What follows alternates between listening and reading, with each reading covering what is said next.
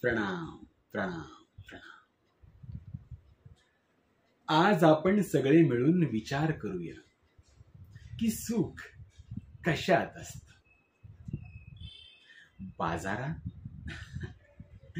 नाही, आत्मधारणेत नाही, शांततेत अहो नाही.